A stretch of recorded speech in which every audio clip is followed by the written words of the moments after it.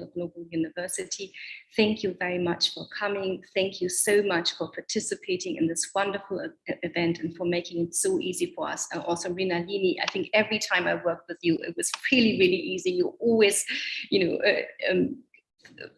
overcame every obstacle and participated with such wonderful events. Last time the lecture and so much was really brilliant. It's lovely to see you. And this is also something we are starting. I'd like to announce we are creating a palace museum network for these private historic house museums in India. Of course, there is DemHist, which is the international organization part of ICOM.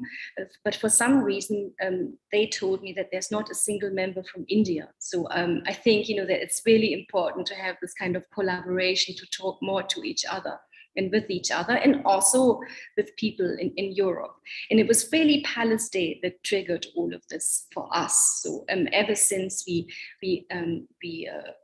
focused on our digital activities, we have been collaborating with JP Morgan Chase, and we've been working with the tech team.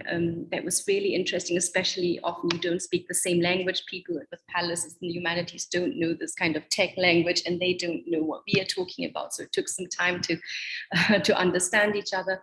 And we'll be launching this at the beginning of August, and we'll be launching a Heritage at Risk portal where everyone is able to list properties, or even if you have one property and maybe certain aspects of it are at risk, like we have a few owners who, for instance, have a fort that is very, very well maintained, but maybe there are temples or other parts that need conservation, restoration, and we want to use it like a dating app. So there is a historic house, it has this particular potential and characteristics, and there is the potential investor or heritage expert who would like to work with it. And so this is the one thing. The other thing is that we'll also be offering a calendar on our website that everyone can use. You can just enter the data. We will review it just to avoid any kind of abuse from people. And then you can advertise your events to reach larger audiences. And this is really something that we thought was important, because so many people do fantastic things and have fantastic projects, but not enough people know about it. So we really felt if all the palaces are coming together under one umbrella, this can be really leveraged and be very beneficial to all. So this is the one thing. I wanted to quickly just talk about Palace Day. It's this fantastic opportunity to collaborate with each other, to share each other's posts, and to have this really great spirit of coming together. And I really hope that this is not only on the one day, and Palace Day is just an awareness day, like Mother's Day or something like that. But somehow the spirit, I think, as you can feel, is really, really lovely and special.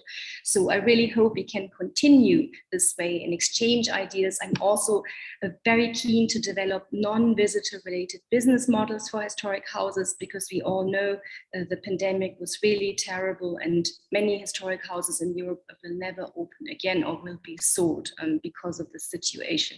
So we are really encouraging things such as organic farming, having a collection. We're thinking about creating a masala collection from different families that can be sold. We'll probably be starting an online shop. I just need to look at the legal things, because we are at a university and this is a kind of business venture, so it's a little bit kind of outside of the university work, but I think this would be really beneficial. And then the other thing is collaboration outside of India and talking to each other. So we started a number of really, really interesting talks where we had people from the Getty Foundation, the Victoria and Albert Museum, the Frick Collection, the Louvre, and English Heritage, for example. And we also had owners of historic houses in Europe who talked with owners of historic houses in India. And I don't think that has been done before. And it was really, really fun and great for all of them, and a great learning experience. That's something we want to continue. We've been working with the European Historic Houses Association. And so I'm really, really keen to establish such networks for all of you. And I'd like to hear from you. We will be a bit better organized next year, but as you know, with the pandemic, it was very difficult for us because, I'm a university professor and I don't have, this is not a full-time job. It's just something that I do as part of the center. But with the pandemic, virtually every student that I was teaching had problems, death or illness in the family. And this is why I also thought this idea of focusing on people was a lovely idea from the European Network for royal residences to focus on the people as well. And you also see that we started the resilience lecture series last year. Now we've had 21, I think, last Saturday we had dileepsingh, which was a really wonderful lecture.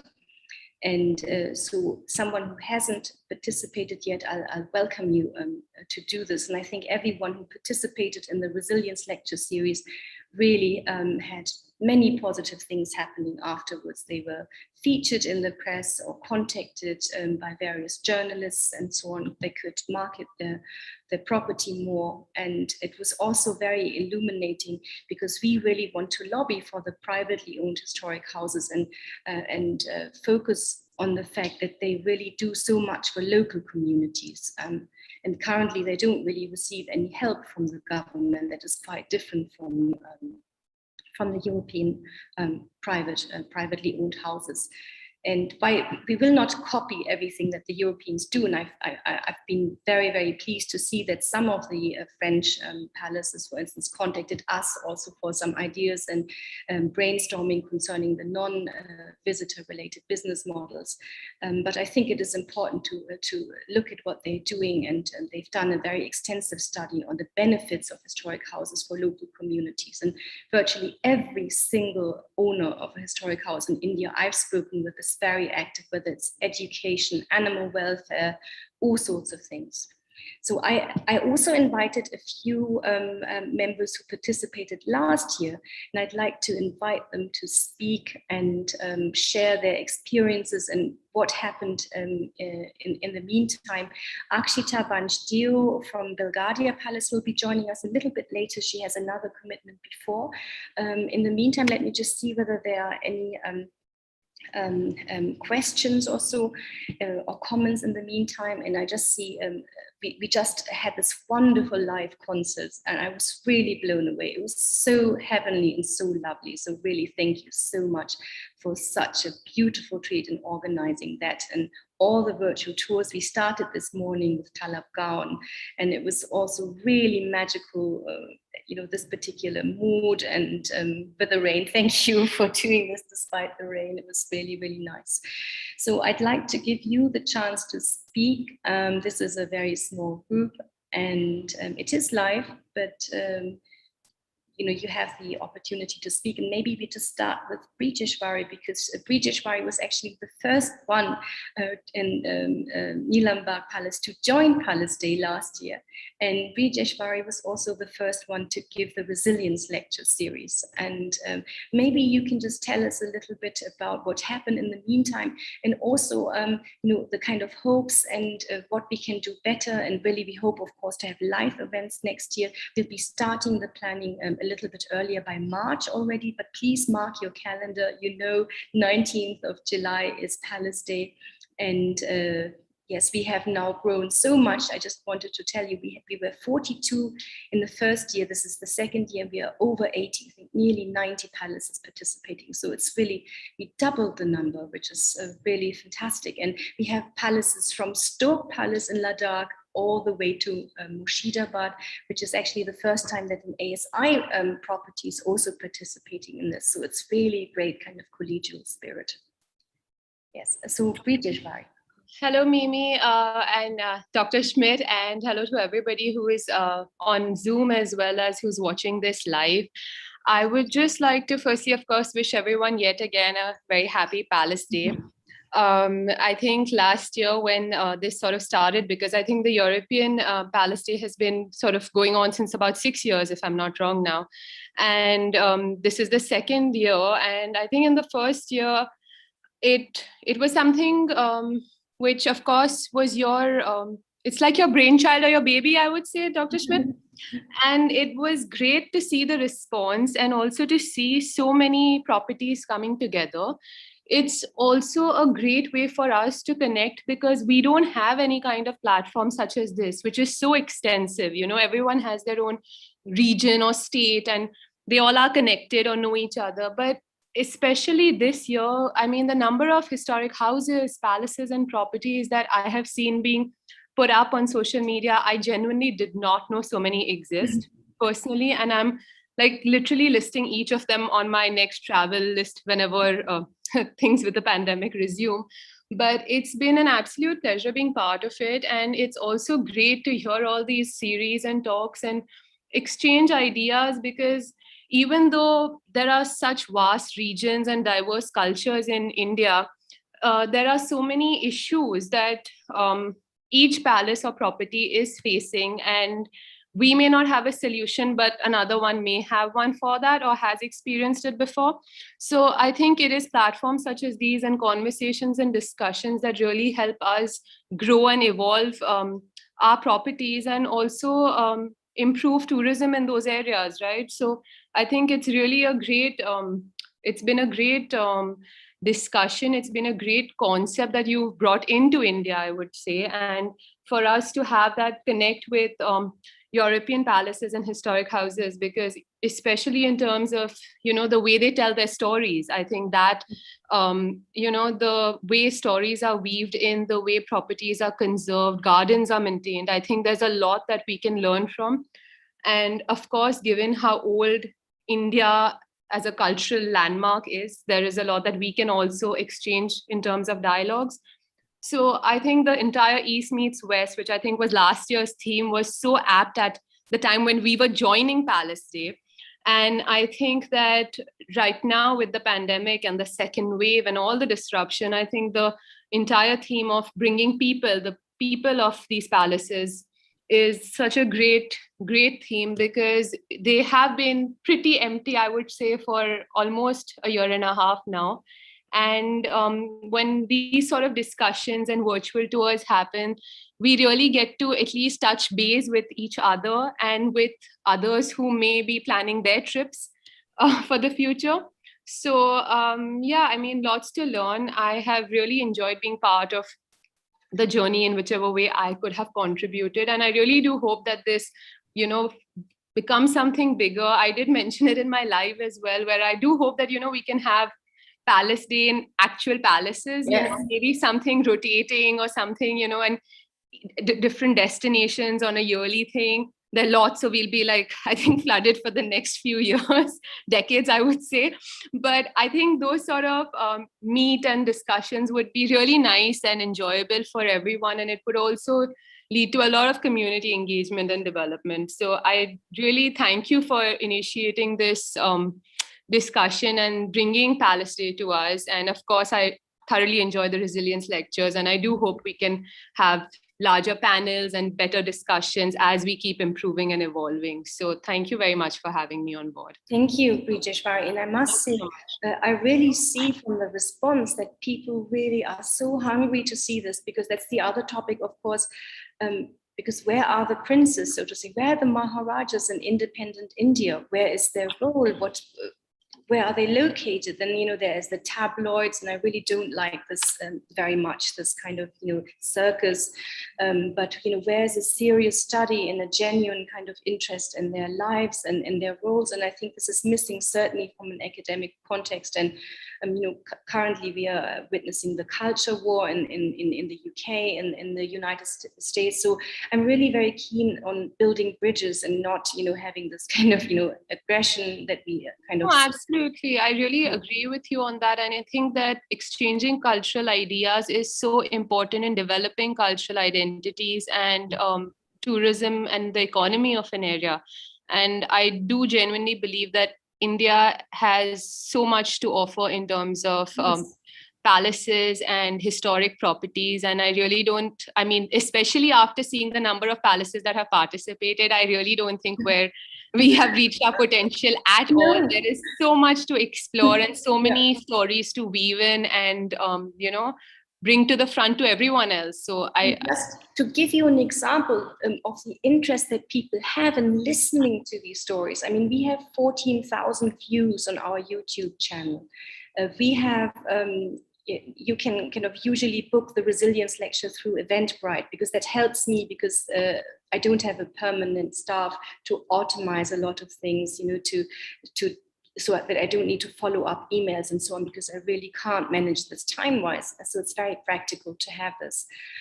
We have, I think, we have more followers than the Open University. So you see, there's so much interest in these stories. Well, there is a lot of interest, and it's really great that you are bringing in a community together, because we're all sitting in our own palaces and historic houses, but we have absolutely no idea, especially during COVID, what other properties are experiencing, what they're facing, how they are changing with the times. So it's when, you know, you bring people and families together like this, do we get to hear about, you know, what the other is doing, and also start a friendship, because there are lots that, you know, obviously on a, like you're talking about tabloids, on a day-to-day basis you do, but where work is concerned, we don't have that dialogue or exchange with a lot of spaces and properties. So I think these are you know, these are proper platforms where one can engage in that. So I think it's really great, and I do hope that, you know, more and more people join, but not just join, talk about their properties in depth, and really, you know, bring what they can and offer to the forefront. Yes, and by the way, Mavish, if you could send the link to Akshita, I think I forgot to send it to her. Yes, I think we also have the different generations at the European Historic Houses Association. They have the kind of next generation group, and which is headed by the Vice President, William Cartwright, who is the owner of Eiffel Manor, which is a beautiful country house in the UK. And I've asked him to become a board member, which I'm now establishing here, and Vijeshwari and a few. So we already have this kind of group of, you know, young generation in their 20s who are doing extremely well. Akshita, Vijeshwari, Yeshwant, Holkar. And it's really nice to have this generational group as well. And then the other thing is, you know, some of the best ideas I see in the management of a historic house, they don't come from business school people. They come from, you know, women very often. And, you know, I had this, you know, I always find it so inspiring. My friend who owns a beautiful palazzo in Malta, she just started producing 10,000 liters of olive oil. And she started, actually, she inherited this palace, but no money. And in Europe, this is, you know, almost impossible to maintain because it's so expensive, heating costs, conservation, restoration. And so she just started making cakes on the weekend. And she built this business. She has over 50 people employed, and she has weddings. Oprah comes there, the Prince of Wales. And wow. She's very successful. She has a beautiful yacht. She did a fantastic Outlander costume party. I mean, it's really, really fantastic. And she has a shop and a cafe and a restaurant. And she just started changing immediately. And a lot of people didn't change. And this was their problem, because they just did what they knew best. And they knew best to be hoteliers, but that didn't really work during the pandemic so well, right? So they were just waiting for the government to open, but otherwise they didn't. But you see, others did very well. You know, I saw in France a few people started making jam, selling jams and biscuits and farming and so on. And so this lady, you know, she did, you know, the olive oil, and in the Rolls Royce, she was delivering the pizza. She started doing a pizza delivery service, and I think that's really sweet, because and she actually connected with her local community, and she realized she didn't know them so well, you know. So all the celebrities were coming before, and she made muffins for breakfast, and she did something really lovely. She did live concerts, and of course, musicians and artists also had a very tough time. Musicians basically had no work for the past year. And right. She allowed them to give a concert. She live streamed this concert on Facebook. So everyone could enjoy this for free. The musicians were paid, but she connected with a paid service, namely the pizza delivery service. So this is really smart because, we have all of these online events, but we need to think about online events that are connected to income generation, right? And Absolutely. this is really hard because, everyone is having these talks for free. Maybe the VNA can charge, but otherwise, how can you actually charge? And so, this is an example that is really smart, utilizing social media, doing something good and, charitable and patronage of the arts, but at the same time, being also smart in business. I thought this was genius. And, she didn't go to business school, but she, every time I speak to her, she has these fantastic ideas and she's just a warm and lovely person. And I think this is what makes historic houses so special. It's not a perfect, neutral type of business environment, but it's warm and it's personal. And, this is how it should be. And that's what people actually appreciate. So, I'd like to interrupt you there and say that I think the main reason for this is because these have once been the person or the family's homes. So I think there is a lot of emotional connect and a sense of belonging where these structures are concerned. They're not just buildings or properties. So the passion to evolve and, be creative to keep those structures alive ends up coming. So it's not the business acumen, but I think it's the creativeness of the person or the passion that sort of shows and creates that financial viability at the end of it. And I do know that a lot of structures in India do have challenges and face challenges because of the conservation and the upkeep of these properties. And I think that, of course, there are, a number of them, including ours, are heritage hotels. But I think that there are so many heritage hotels, so many properties in that sense that we really need to offer something better or something more than that. So Yes. I think where you talk about experiential tourism, where you talk about communicating with local craftsmen, with local farmers, creating that connect and creating something which wants, your traveler or your local person to really be part of that experience rather than just go and stay in a hotel. So we have to go beyond tourism. Absolutely. It's just, you have a historic house and you think, oh, let's just turn it into a hotel. Well, what do you do if it's in the middle of nowhere? I've visited a number of properties and it's so hard to reach. And I just don't think this is viable. And, and you need so much money in one go if you want to do this, but you can already utilize a property before that, because certain areas can be used. The garden can be used. Maybe the Durbar Hall can be used. Maybe you don't have rooms, but, there's something you can do. And, I'm just giving the example of Jaipur rugs, for example. This is really fantastic. All the women are working from their homes in the villages, and it's such a successful business, an international business. Look at these opportunities that you have. I also last time invited Neela House and Lady Bamford, and I think that's also a really interesting example of craft. For instance, she also does online workshops. I think we should really look into workshops that we can do online, not lectures, but workshops, like yoga with a princess or something like that, that people might pay for, and something that happens regularly, right? Even for children, not only once in a while, so that you can kind of like semester-wise or something, or monthly. And so she does these workshops online with craftsmen, artisans, but she also sells a kit.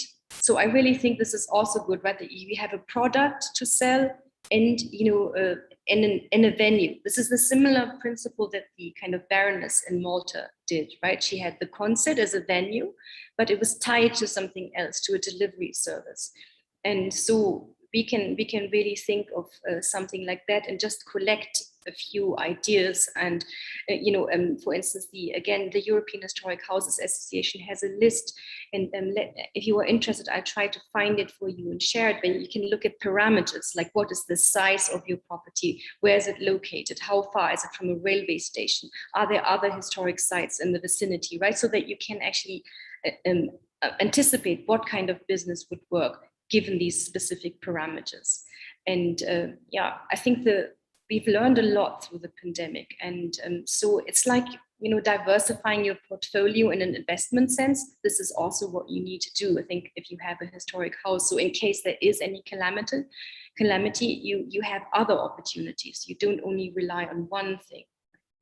I also wanted to quickly, we have a few really interesting from South India. This is something that I noticed most of our kind of partner palaces, they come from North India. And of course, we are not so far from Delhi. So I'm always looking at Rajasthan naturally, because I can get there very quickly. But I feel the kind of palaces in the south are underrepresented. So I'm really, really keen, and I'm so happy to see the Dagama family. And I'd love for you to also speak up, and then later talk to Mrinalini about the Palace Museum project. And again, Mrinalini, this is just so nice if you have such a friendly human being and person like you are, so competent at what you do, but always reaching out, always ready to collaborate, always finding a solution. I really would like to say that, because not everyone is like that. And it's really absolutely lovely and a pleasure, Mrinalini, to work with you and to collaborate. It's really inspiring. So thank you really for everything, or sending a proposal last minute, and all of these things that you've done, which are really absolutely amazing. Yeah, so I see Celia, Dagama. If you could just speak up and tell us a little bit about your property, which is so fascinating. Is it in Goa?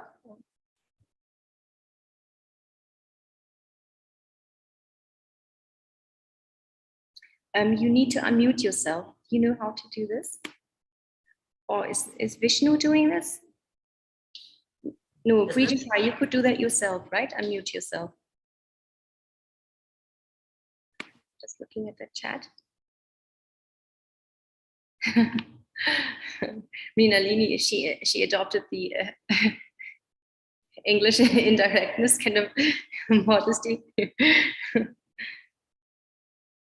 Do you not feel comfortable, Celia, to talk about the property? Because this is so fascinating. I'd love to hear a little bit about this. Farao, Gama? No? Dileep, I see you were there. You were the last person to give the resilience lecture series. And again, it has been an absolute pleasure working with you. So easy, everything is easy, nothing is complicated. You're always eager to collaborate, and you're very helpful. It's been so nice. I think also with the students, I think they had a great time interacting with you. Maybe you can just say a few words and kind of expectations, because this is the first time that you are participating in the Palace Day celebrations. Hello? Yeah. Yeah. Can you hear me? Yeah. Great.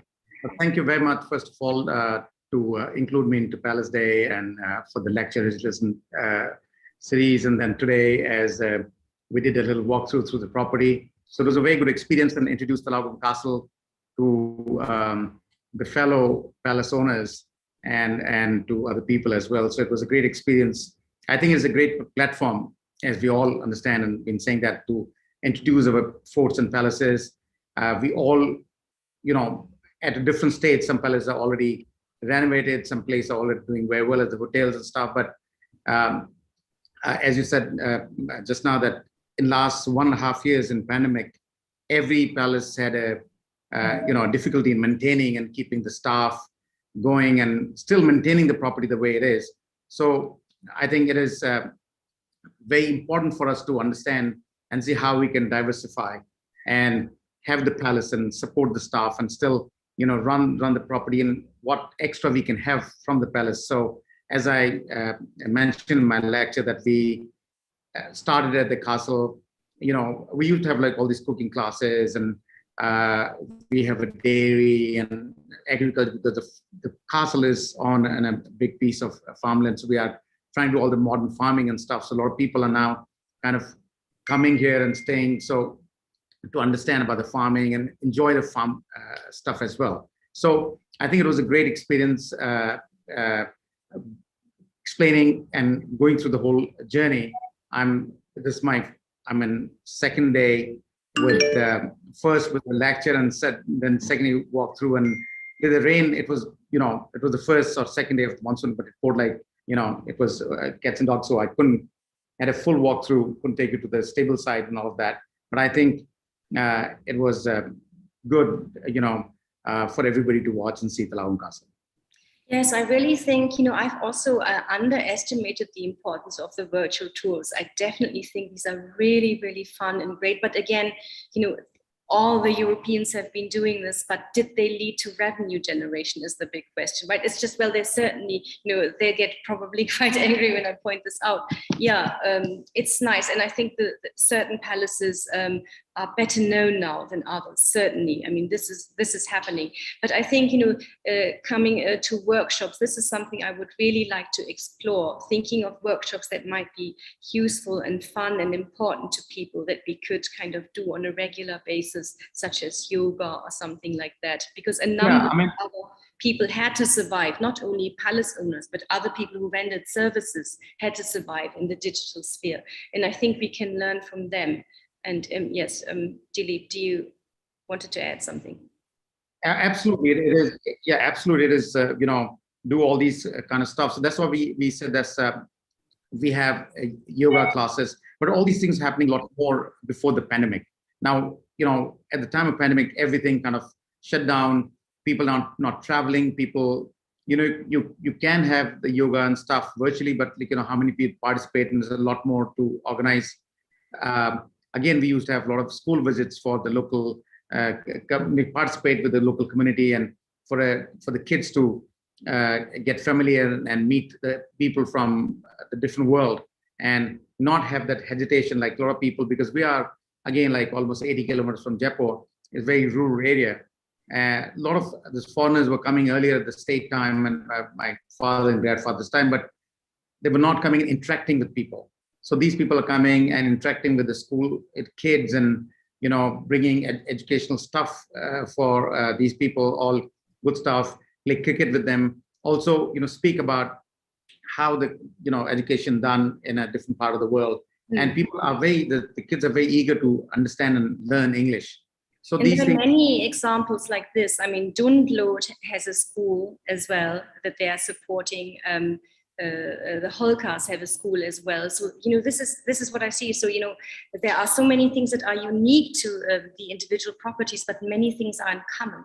And I think, it's not only about heritage, but as I said, every single family, every single owner of a historic house in India I talk to does such things and is involved in such community activities.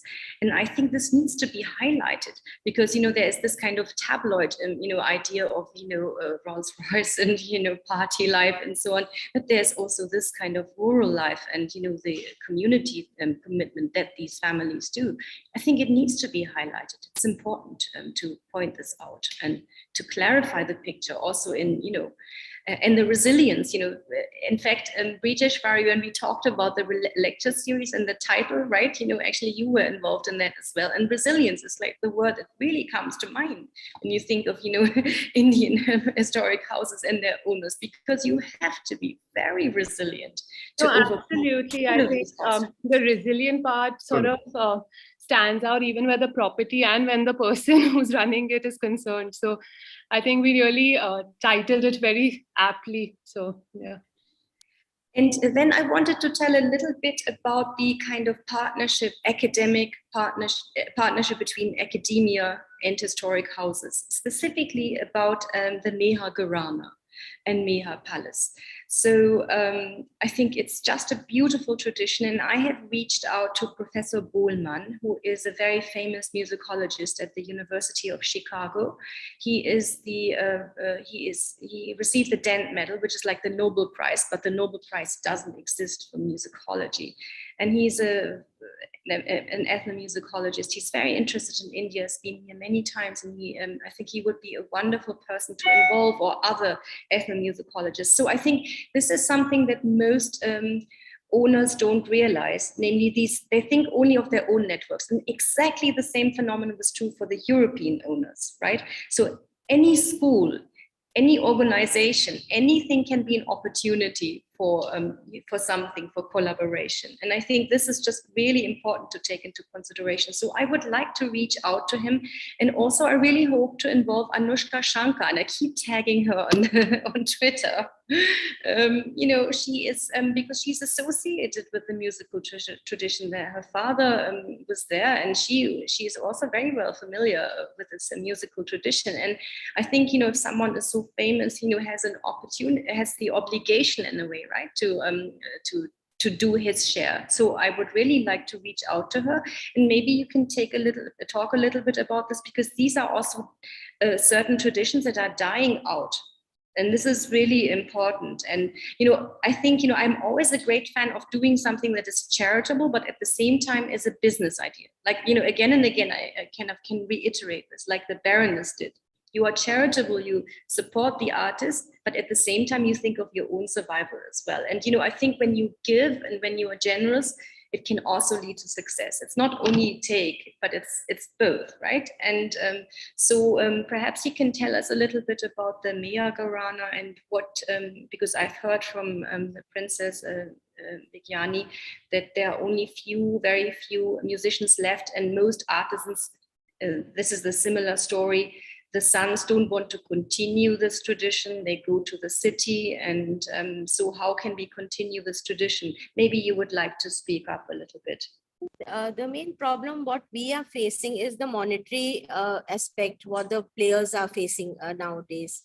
So when we approach them, why don't you continue the legacy of the Meher band? The answer what we get is always, what are we going to gain as a monetary benefit as an artist? So this has to be encouraged and told to them, this is a legacy which has to get continued. And definitely the government, because it's become a government body, so they are facing problems for the recruitments of the job and all.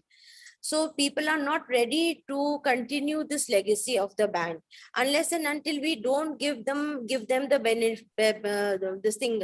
benefit of the monetary grounds. So this is why the senior players who are still over here are not ready to teach their children to continue the legacy. So how do they earn an income? Do they play at weddings, or what do they do? We have to convince the government. If we want more children to learn the Meher band and to learn the tunes of the Meher band, we have to convince the government that unless and until we don't give them some monetary benefit, they will not get encouraged to learn and continue the legacy of the Meher band. I think in this context, it would be really interesting to talk to Akshita, because of course we cannot always wait for someone to give, right? We also need to kind of find ways that they are self-reliable and so on. This is why I was asking, are they giving recitals where they are paid for, or how do they earn a living? Not yet, because it's been already 35 years now. There are only 3 players who are left in the Meher band. Knowing that people are going to get retired, they have not taken any initiative to get new recruitments in the band. So again, we have to revive. It was in 1977 where my uncle-in-law, Narayan Singh, took the initiative to revive the band again. Now the same situation has come. We are not getting any help from the government. Nobody is taking interest to have the new recruitments done. Now it is again me from the Meher Gharana, and being the daughter-in-law of this house, I am again taking the initiative to talk to the government and to talk to the government bodies to again revive the Meher band.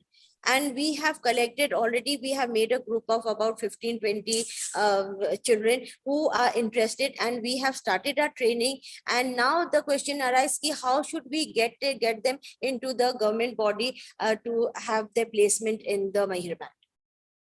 So on the one hand, it's the education and of the young, but on the other hand, it's also entrepreneurial opportunities. So I think, for instance, if we have a network of palaces, for instance, if you organize one concert, or for instance, I'm thinking of organizing a costume ball in the 1920 style costume ball, for instance, for New Year's Eve, with a band playing music from the 1920s, you organize it once, but it can be used in several palaces. So for instance, they can also go and travel to... The Mahir Gharana as such is continuing. There have been musicians from the Mahir Gharana, like the son of Alauddin Khan Sahab, the grandson Alauddin Khan. They have already opened a world music college in Calcutta and all, which is continuing, which is doing very well. But no initiative is being taken to revive the Mahir band, which is dying off and it's striving for its survival. So that is a big question mark for the Mahir Gharana today. So do you feel that this would be useful to involve Anushka Shankar, for example? Yes, it would be definitely, if some people come forward to help us to revive the Mahir band. Yeah, so I'd be happy to to I would support be this. all the more happy if I get introduced to Anushka and I have a word with her and convince her to help us with this revival of the Mahir Because it's band. a pity, right? Because her father was trained in this tradition and so on, and Yes. So they all moved out from Mahir. They all shifted abroad. They did their work. They got up the name of the Mahir Gharana, but as such, nothing is being done for the Mahir band. Right, we just have a few 10 minutes left. Thank you so much for this. And again, thank you so much for organizing this beautiful recital. I mean, it was been a pleasure to be a part of this event. Thank you so much. I mean, in such short time, it was really, really lovely. So yes, so here from Celia. Hello, Mimi. Thank you so much for including us in the Palace Day celebration. It has been inspiring listening to you all speak and share your ideas. I didn't quite expect to speak today, so I'm quite unprepared. Sorry. Okay, maybe next time. Yes, maybe we can set up a meeting. Is there someone here in the group who would like to just tell us a little bit about his property, what you're planning to do, how you're responding to the pandemic, and whether you feel that this international network would be important? I mentioned already a Palace Museum network. Of course, we have the very big museums such as Jaipur and Udaipur, but we have many smaller museums like a Salana Palace or so, and more. Even Dileep, I think, is thinking about opening a museum. And actually, Brijeshwari, I remember you were also interested in possibly opening a museum, right? This is something we discussed vaguely once. So I find a number of palaces are interested in these collections, preserving the family legacy, making it available. Mrinalini, would you like to just speak a little bit? Hi, Mimi. Just a couple of thoughts. One is that about 10 years ago, when I was in the UK on a summer school program with the Attingham Trust, at York, there was a series of exhibitions that I came across. It was called Maids and Mistresses, and it was about, the women in historic houses, the owners, as it were, and, those below stairs. And what they did was that all of the historic houses in York, which range from the county of York, not the city, that range from the really well-known large houses to, much smaller properties, collaborated on this. And they found, somewhat to their surprise, I think, they found that the fact that they collaborated, so what they did was that they all curated versions of the same exhibition, the same themes. So the theme was the same, but they used their collections to curate exhibitions that were specific to their properties, to their histories and their stories. And they found, I think, somewhat to their surprise, that collaborating didn't dent visitor numbers in the large houses, but hugely helped visitor numbers in the smaller houses, and just generally vastly improved the visitor experience, because people could follow a trail around the county. And I think it was on for about 6 months. There's a catalogue, whatever. So I think in that context, it's really, I mean, I've had the privilege of working with many former royal collections. and properties and museums. And I have for a very long time perceived this as a kind of obvious, glaringly obvious possibility that, you know, we could all help one another. These properties, these institutions really could all help one another. So I think that, you know, the idea of collaborating on an event like this, which I would like to think would lead to something a bit more sustainable and productive over the longer term, you know, big thumbs up. Why weren't we doing this earlier, frankly? Yeah, exactly. And I'm very excited to actually announce a collaboration between the Center for Historic Houses and the Louvre. We are going to offer a number of online masterclasses for a select number of palace museums on curatorial practice, museum management, museum education, and conservation.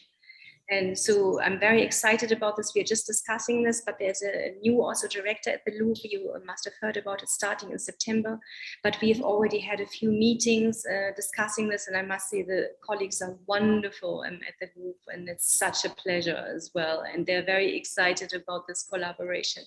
And I think this will also be nice to, again, you know, this is something like Palace Day we continue to do, to have a dialogue among the properties within India and also connecting the local from the national to the international.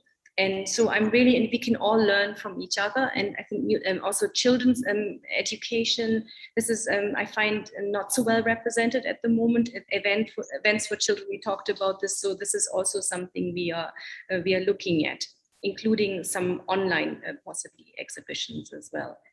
Yes. Okay.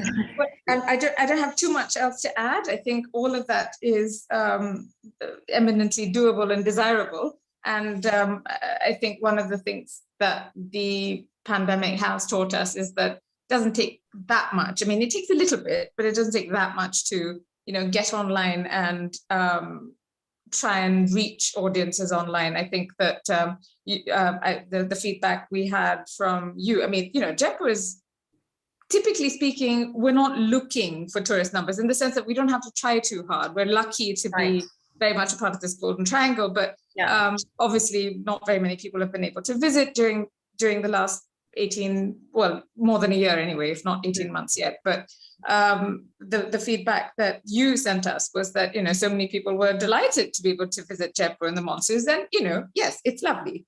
Rajasthan in general in the monsoons is underrated, I think. Best time to visit, in my view, fewer crowds. But, you know, that kind of that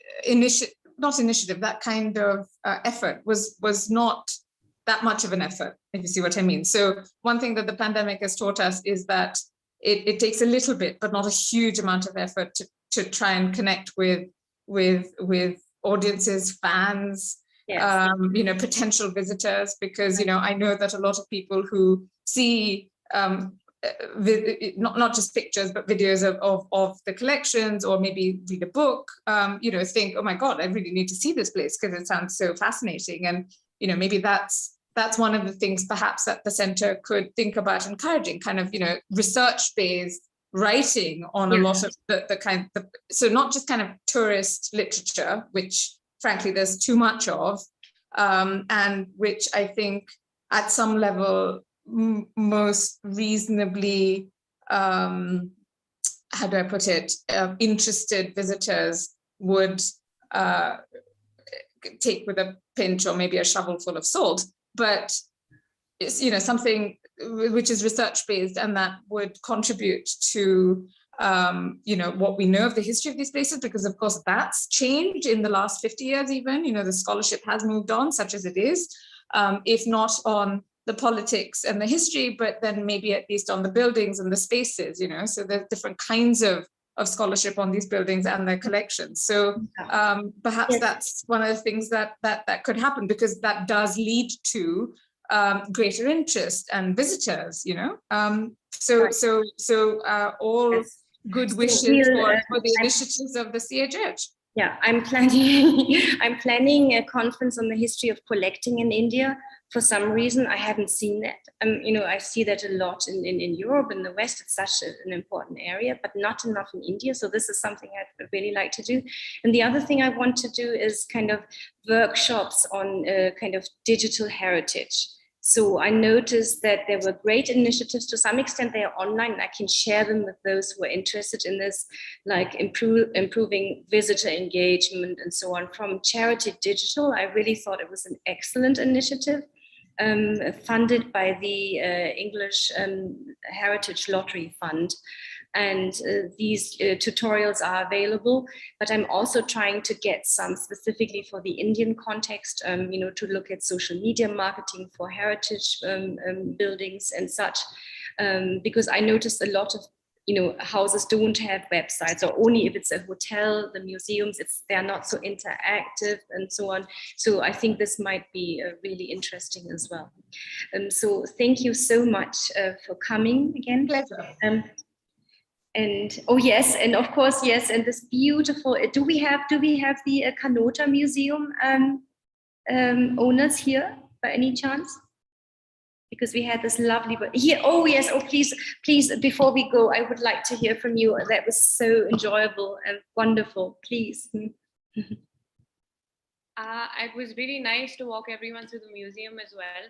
And I liked what you were saying about interacting with digital history and connecting, say, the hotel with the museum part of it, because a lot of hotels, even though they might not have a separate museum section, they're built like museums. The paintings and the architecture of the place it's museum worthy in itself just to visit a place like that.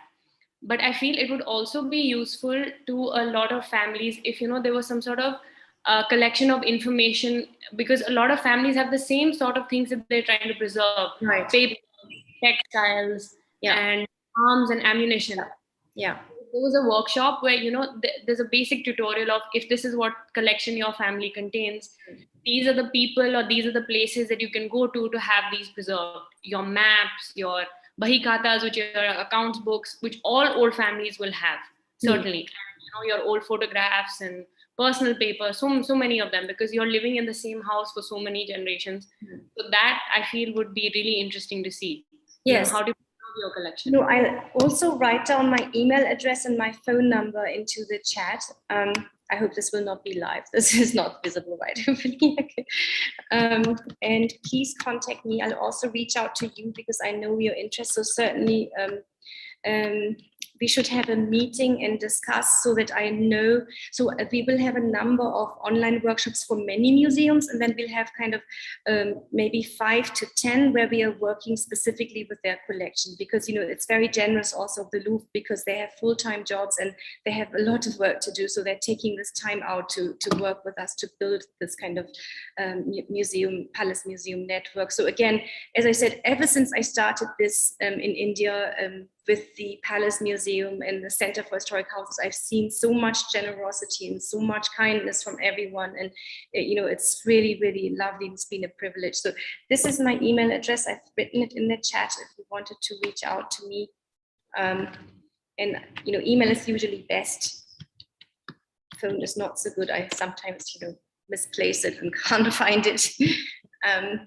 So please get in touch with me, and especially so I know the Palace Museum project, farming or something, creating a heritage collection or something food related like masalas or so. I'd be really interested if you wanted to do something like that. I've spoken with Salana. Of course, they have a famous tradition of food and spices as well. So please get in touch. And of course, 19th of July is Palace Day. So I'll be in touch a little bit earlier, hopefully by March, something like this. So we plan something. And of course, we don't know what the situation will be like with the pandemic, but I really, really hope we can have live events. And you went to the Attingham summer school, which of course a huge privilege. Mrinalini, it's wonderful. It's the most famous summer school in the world for historic houses.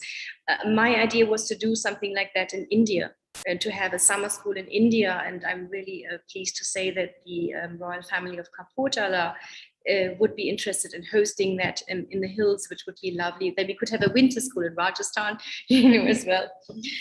So if you have any great ideas, I think I would like to collect this, and we are thinking about how we can get in touch more easily. But as I said, if you have events from the 1st of August, you can utilize our website, Center for Historic Houses. We'll have this feature with an events calendar that you can use as well.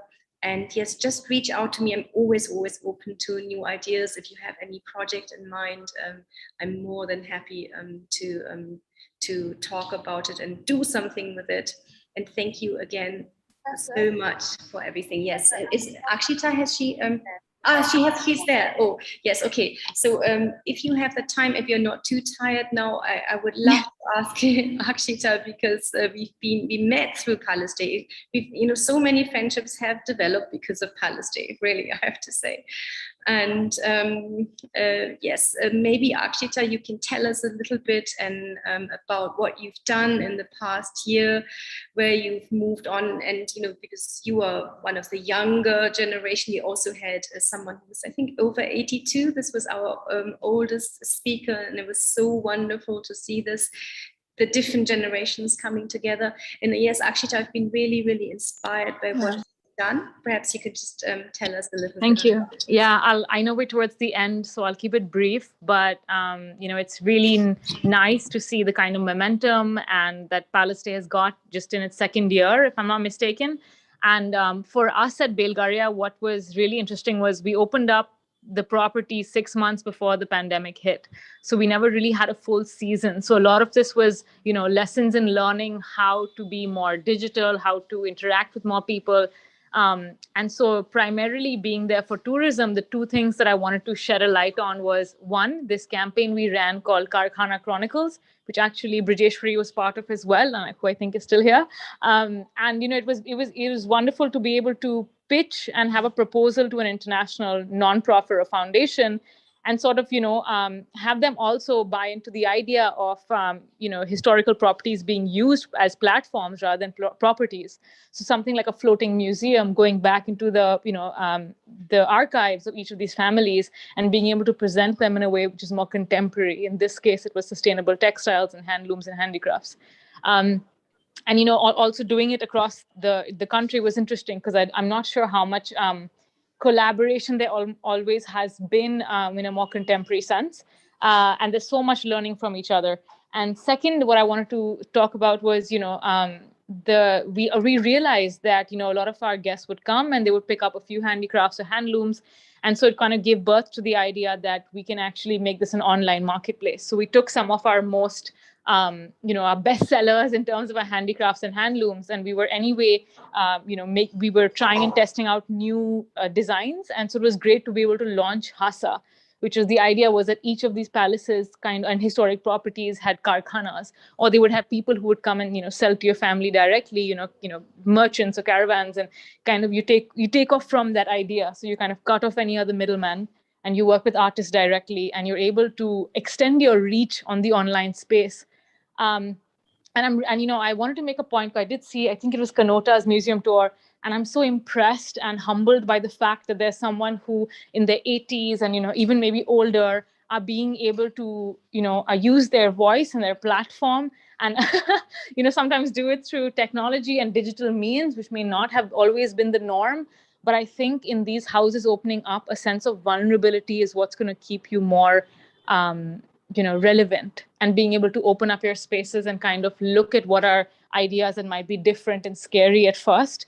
But I really think we have something to say. And so it's great to be able to sort of be a little more agile in seeing what's a trend and being able to work on it and make sure it works for the community you're part of. Yes, really. I mean, that was so wonderful that you organized that. I'm extremely grateful for this. I mean, you really made this Palace Day very, very special with all of these virtual tours. Really fantastic. Thank you, Akshita. And if you wanted to listen to more, Akshita, I've asked you so many times, also Prajeshwari also. We have, of course, our YouTube channel, Center for Historic Houses. You'll find all the 20 resilience lecture series there. And we have another lecture series called Great Minds and Heritage and Historic Houses, which you can also see there. And those who haven't participated in a resilience lecture series yet, I'll invite you to please participate and keep this family legacy. And I'm looking forward to collaborating with you. Yeah, Bulgaria Palace, yes. Thank you very much, Akshita, for mentioning this. Thank you. All right, so happy Palace Day again. It's coming to an end. And I hope it will be useful for you. I hope lots and lots of people got to know you because of the hashtag Palace Day. And yes, and that you will also form new friendships and collaborations as a result of Palace Day. Thank you very much again, and see you next year. Bye-bye. Thank you. Thank you, everyone. Bye-bye.